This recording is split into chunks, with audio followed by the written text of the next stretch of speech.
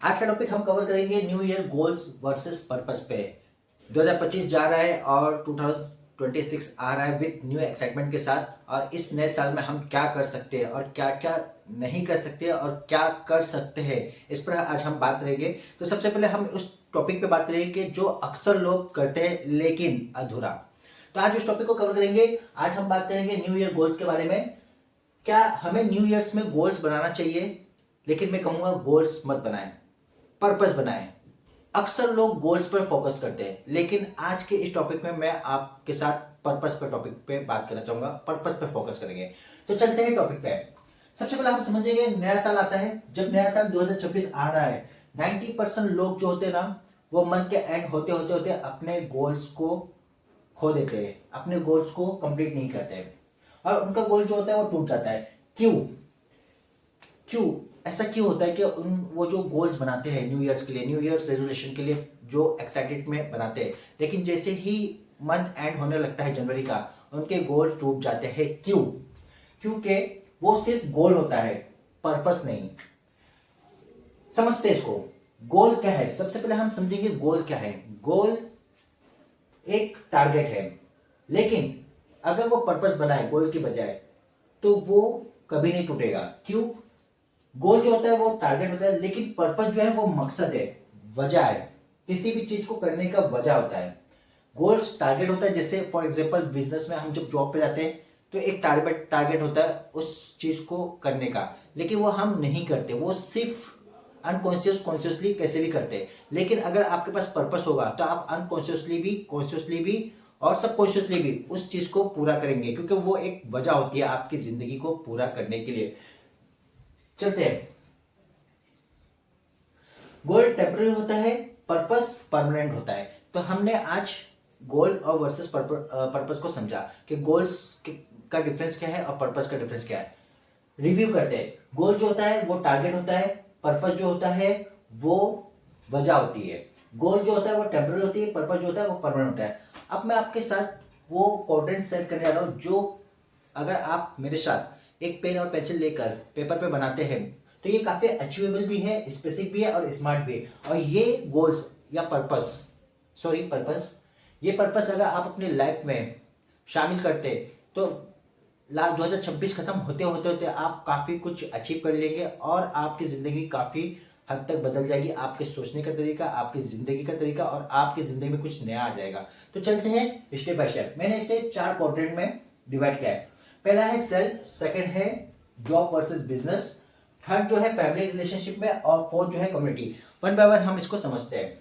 Self में समझते हैं। तो सबसे पहला एक पेन और कागज ले लीजिए या पेंसिल और कागज ले लीजिए। इस वक्त वीडियो को थोड़ा सा स्टॉप कर लीजिए और मेरे साथ पेन और कागज लेकर बैठ जाए। हम स्टेप बाय स्टेप हर एक चीज को समझते हैं।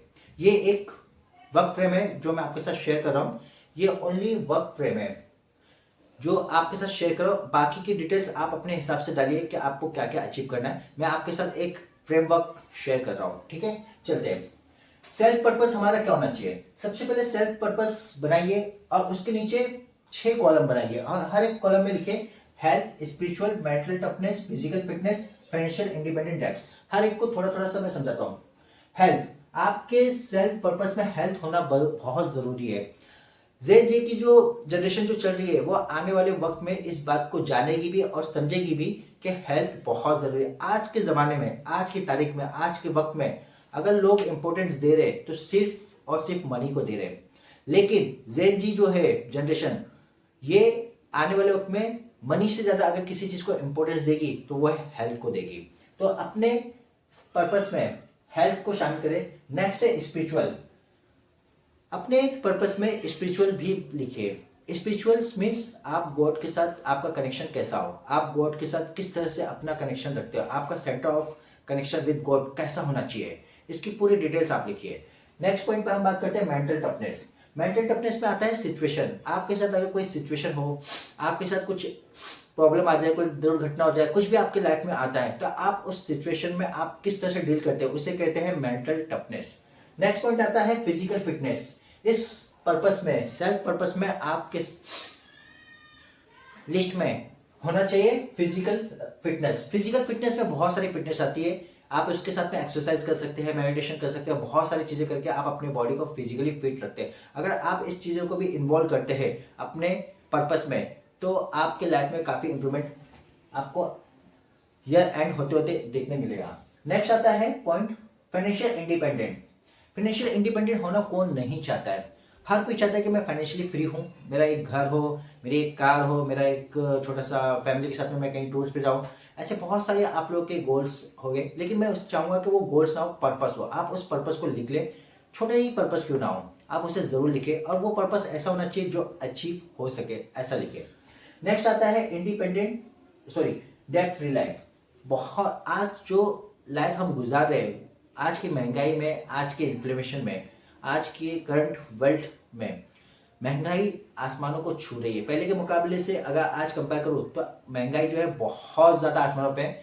तो हर कोई चाहता है कि मैं एक डेब्ट फ्री रहूँ, तो डेब्ट फ्री भी अपने गोल के पर्पस के हिस्से में ज़रूर लिखे। नेक्स्ट पॉइंट हम कवर करते हैं जॉब वर्सेस बिजनेस। अगर आपका पर्पस ये होना चाहिए कि अगर आप जॉब कर रहे हो या फिर बिजनेस कर रहे हो, तो उसके लिए भी आप अपने लिए एक पर्पस बनाएं। अपने फ्रेमवर्क में लिखें गुड एट योर जॉब और बिजनेस। अगर आप बिजनेस में किस एरिया में वीक है तो उसको इम्प्रूव करना शुरू कर दें। उसे लिखें कि मैं किस एरिया में वीक हूँ, उसे लिखना शुरू कर दें। Next, develop some new skills. अगर आपके पास कुछ स्किल्स की कमी है, कुछ आने वाले वक्त में मुझे अपने बिजनेस या जॉब में कुछ न्यू स्किल्स की रिक्वायरमेंट लगेगी, तो उस स्किल को सीखने की कोशिश करना शुरू कर दें। ये भी आपके पर्पस में इन्वॉल्व कर दें। नेक्स्ट बात करते हैं be a leader in your industry. जिस इंडस्ट्री में भी आप हो, एक लीडर बने, बेस्ट लीडर।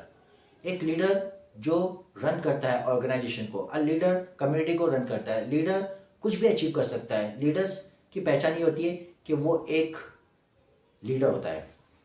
नेक्स्ट, हम थर्ड क्वाड्रेंट में बात करेंगे फैमिली रिलेशनशिप। इसको थोड़ा सा मैं डीप पे समझाना चाहूंगा, पर्सनली ना ले। मान लीजिए कि आप की डेथ होने वाली है, आप बिस्तर पे हैं, डॉक्टर्स ने आपको कह दिया है, इमेजिन कीजिए कि डॉक्टर्स ने आपको कहा है कि आप कुछ ही दिन के मेहमान हो, तो आपके दिमाग में क्या चल रहा होगा? आप बहुत सारी चीज़ें, आपके पास पैसे होगा, आपके पास घर होगा, आपके पास सब कुछ होगा, लेकिन आप उस वक्त पैसे को इम्पोर्टेंस नहीं देंगे। आप अपने परिवार को, अपने रिलेशन को इम्पोर्टेंस देंगे। और जिसके साथ आपने कुछ हक मारे या किसी के साथ बुरा किया है या किसी के साथ भेदभाव किया है, जो भी आपने किया है उस चीज़ को याद करेंगे और लोगों से मिलने की कोशिश करेंगे और लोगों से माफ़ी मांगते फिरेंगे।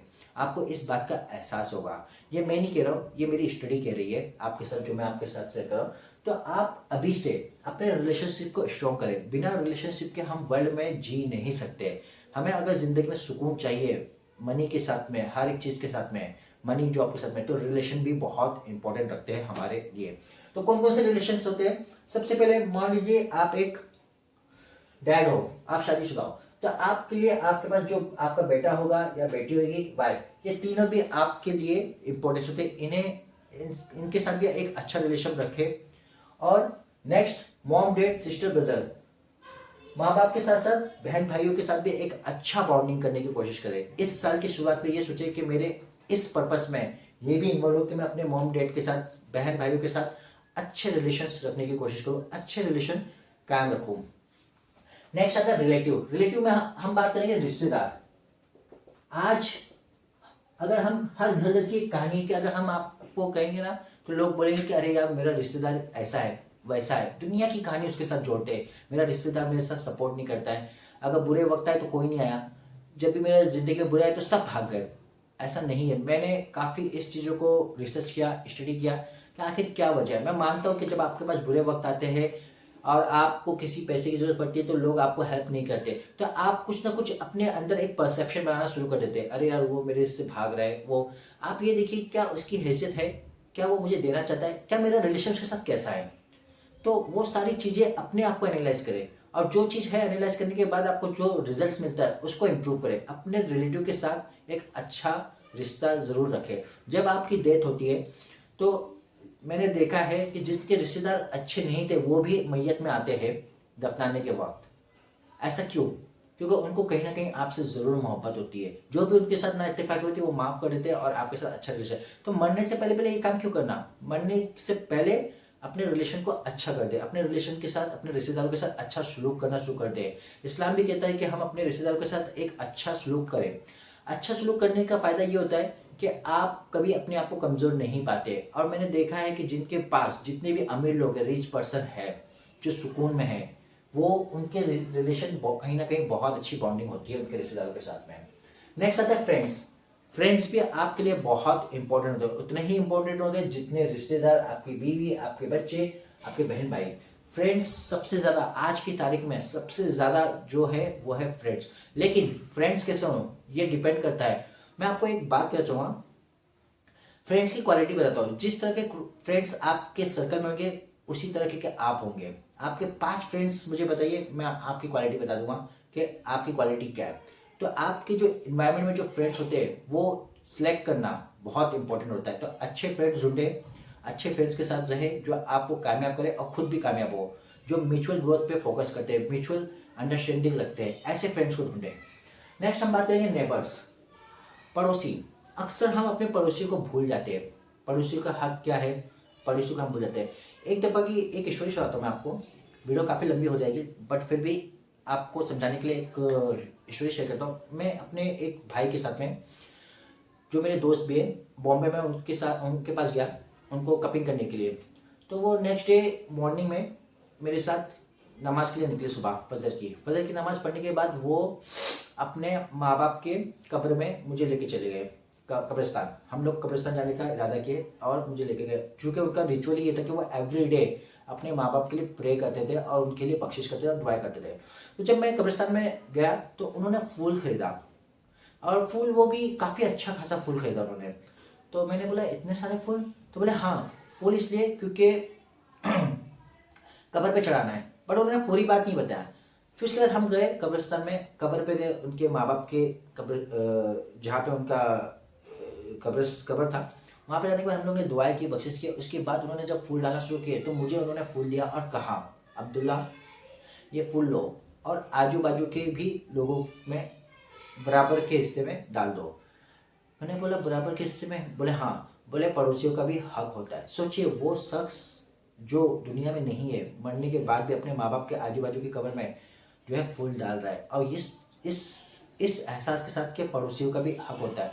तो जरा सोचिए कि हमारे आजू बाजू में जो जिंदा है, जो हमारे साथ है, कनेक्टेड है, उनके साथ हमारा सलूक कैसा होना चाहिए। तो हमारा हक होता है पड़ोसियों के साथ में। तो ये थे वो इम्पोर्टेंस जो आप अपने पर्पस में, अपनी ज़िंदगी में ज़रूर जो है शामिल करें और इस पर इम्प्रूवमेंट करना शुरू कर दें। जहाँ कहीं भी आपके रिलेशन अच्छे नहीं है वहाँ पे उसको ठीक करने की, बेहतरी करने की कोशिश करें। नेक्स्ट हम बात करते हैं लास्ट, ये ऑप्शन है क्योंकि आजकल की महंगाई में हम इस लेवल पे नहीं पहुँच पा रहे, बट ये ऑप्शन के तौर पे है, मैं आपके साथ फिर भी शेयर कर रहा हूँ। लास्ट आता है कम्युनिटी। कम्युनिटी कम्युनिटी के अंदर में आपको जो है क्या ख्याल करना है, what you give to your community. आप अपने कम्युनिटी को में क्या दे सकते हैं। फॉर एग्जाम्पल, आप अपने चर्च में, अगर आप क्रिश्चियन हो तो चर्च में आप कुछ ना कुछ दीजिए। अगर आप मुस्लिम हो तो मस्जिद में कुछ ना कुछ दीजिए। अगर आप नॉन मुस्लिम हो, हिंदू हो, तो आप मंदिर में कुछ ना कुछ शेयर करें। इसके अलावा अगर आप ये है तो गुरुद्वारा, पंजाबी है तो आप इसको गुरुद्वारे में भी आप कुछ ना कुछ दे। ये कम्युनिटी में आप ज़रूर कुछ ना कुछ शेयर करें, कुछ ना कुछ आप परसेंटेज ज़रूर दें। इससे कहीं ना कहीं मेंटलिटी जो है, हम कहीं ना कहीं हम मेंटली, स्पिरिचुअली और हर तरीके से कहीं ना कहीं हम सुकून में होते हैं, रिलैक्स मोड में होते हैं। हमारे दिल में कहीं ना कहीं सुकून ज़रूर होता है। नेक्स्ट है सर्कल ऑफ इन्फ्लुएंस। अगर आपके सर्कल में कोई ज़रूरतमंद है, कोई इस तरह का है, उसके लिए कुछ ना कुछ मदद कर दे। उनके लिए जो भी आपसे हो सके, या आपके फ्रेंड सर्कल में आप जानते हो कि वो जो है वो ज़रूरतमंद है लेकिन वो किसी को कह नहीं सकता, किसी को बता नहीं सकता, वो मुस्तहक है, तो आप उनके साथ ज़रूर कुछ ना कुछ कोऑपरेट ज़रूर करें। ये आपके पर्पस में होना चाहिए। Next, helping other. हर इंसान कुछ ना कुछ हेल्प कर सकता है, कुछ ना कुछ। लोग कहते हैं यार मैं क्या हेल्प कर सकता हूँ, मेरे पास तो कुछ भी नहीं है। लेकिन आप कुछ भी हेल्प कर सकते हैं। आप किसी का पत्थर हटा सकते हैं। कोई अगर वजन लेके जा रहा है तो आप उनको थोड़ा सा सपोर्ट कर सकते हैं। आपके पास बाइक है तो किसी को पीछे आपने बैठा दिया, थोड़ा सा उसको जगह दे दिया। आप कुछ ना कुछ आप हेल्प ज़रूर कर सकते हैं। इससे क्या होता है कि आपके अंदर जो है, आप अपने माइंड के अंदर एक डेवलपमेंट करते हैं जो कम्युनिटी को इम्प्रूव करने के लिए, कम्युनिटी को बढ़ाने के लिए हेल्प करते हैं। Next, change other life. आप ऐसा कुछ करिए कि खुद भी बदले और दूसरों को भी बदलने की कोशिश करें। जब तक आप ये सोचे अरे मेरे ही कुछ नहीं होता है, मैं ही कुछ नहीं कर पा रहा हूँ, मेरी सैलरी इतनी कम है, मैं कुछ नहीं कर पा रहा हूँ, घर बहुत मुश्किल से चल रहा है, तो जब तक आप इस थॉट्स प्रोसेस को लेकर चलेंगे तो आप कुछ नहीं कर पाएंगे। लेकिन जहाँ आपने सोचना शुरू कर दिया कि यार मेरे घर में 2 रोटी बन रही है, ठीक है, मैं 1 रोटी एक्स्ट्रा बनाता हूँ अपने पड़ोसी के लिए या किसी जानवर को देने के लिए, यकीनन आपके अंदर काफ़ी चेंजेस आना शुरू हो जाएगा और आपके सोचने का तरीका चेंज हो जाएगा। तो इसे जरूर अप्लाई करें। नेक्स्ट पॉइंट हम बात करेंगे इम्पैक्ट ऑन योर सर्कल। आप अपने सर्कल में किस तरह का इम्पैक्ट देते हो, किस तरह की इमेज आपके सर्कल में आपकी होती है, आप इस पर फोकस करें।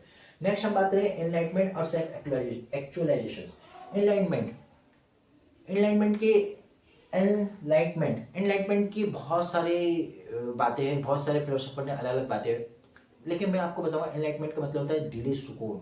अपने आप को किस तरह से आप दिली सुकून करते हैं, इसके बहुत सारे तरीके जो मैंने आपको ऊपर के लाइन में शेयर कर दिए। ये सारे स्टेप जो कम्युनिटी के अंदर आप करते हैं तो आप कहीं ना कहीं अंदर फ्री फील और रिलैक्स होकर दिली सुकून हासिल कर सकते हैं।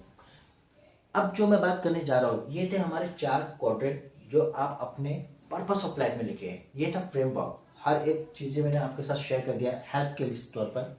उसके अंदर आप डालते रहे कि हेल्थ है तो मैं किस तरह की हेल्थ मुझे चाहिए, क्या क्या डाइट करना है, क्या क्या, ये सारी चीज़ें आप अपने अंदर जो है लेते जाइए।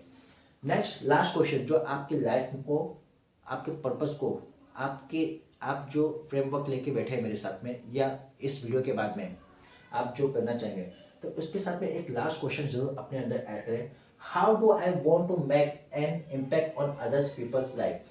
कम्युनिटी के अंदर किस तरह से मैं इम्पैक्ट कर सकता हूँ अपने लिए भी और अपनी कम्युनिटी में दूसरों के लिए भी। ये सवाल आपकी ज़िंदगी को चेंज करना शुरू कर देगा।